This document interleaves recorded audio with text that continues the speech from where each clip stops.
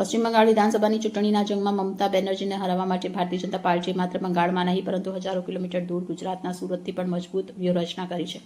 સુરત મહાનગરપાલિકાની ચૂંટણીમાં જીત મેળવ્યા બાદ હવે ભાજપનું લક્ષ્ય બંગાળ પર છે. સુરતમાં વસતા લાખો બંગાળી કારીગરોને ભાજપના પક્ષમાં મતદાન કરે તે માટે સુરત ભાજપ કાર્યાલય અને સુરત બંગાળી સમાજ દ્વારા ખાસ આયોજન કરવામાં આવ્યું છે. આ અભિયાન અંતર્ગત કુલ 4 સ્પેશિયલ ટ્રેન દ્વારા 5000 જેટલા મતદારોને વિના મૂલ્યે પશ્ચિમ બંગાળ પહોંચાડવામાં આવશે. સુરતમાં અંદાજે 2.5 લાખથી વધુ બંગાળી લોકો વસે છે, જેઓ મુખ્યત્વે ડાયમંડ જ્વેલરી અને ટેક્સટાઇલ માર્કેટમાં મજૂરી અથવા કારીગરીનું કામ કરે છે. આ શ્રમિક વર્ગ મોટો વોટ બેંક ધરાવે છે. ચૂંટણીના સમયે રિઝર્વેશન ન મળવાને કારણે ઘણા લોકો વતન જઈ શકતા નથી.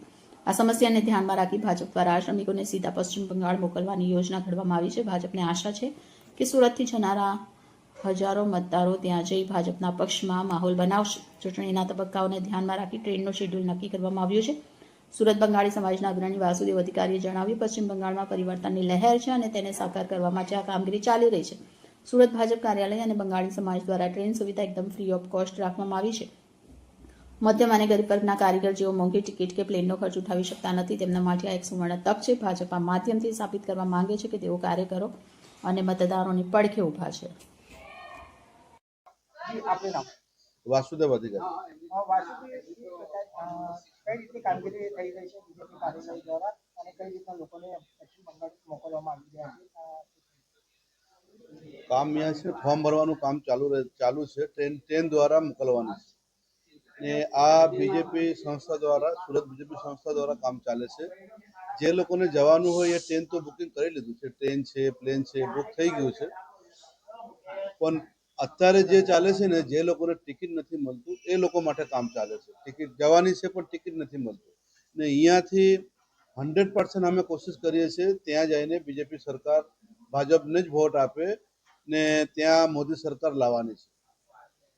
ને બધા જનતા બી જાગી ગયા છે. અહીંયા અબકી બાર મોદી સરકાર કરવાના જ છે.